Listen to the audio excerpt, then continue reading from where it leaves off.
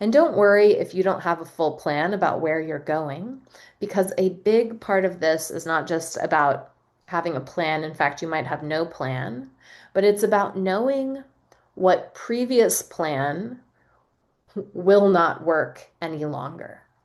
So it's really about saying, you know what?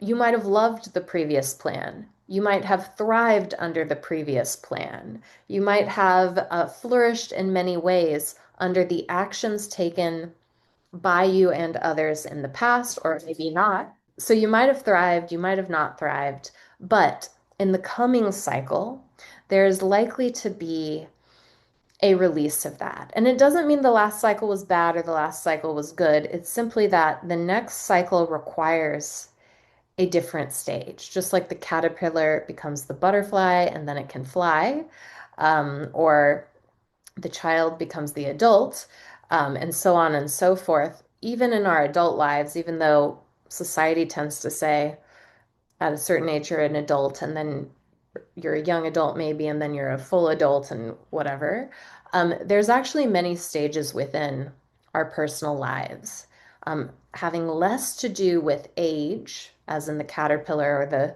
youth becoming an adult, and much more to do with what is the cycle of our own soul's journey in this life, and what is the next step for us? What is the next thing for you? And I think for everybody, because of these outer planet transits, we'll see that going on societally.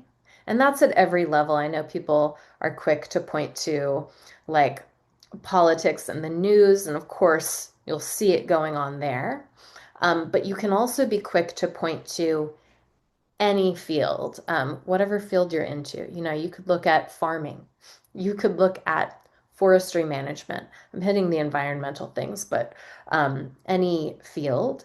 And you'll see these changes taking hold in the bodies and the minds of our people around us.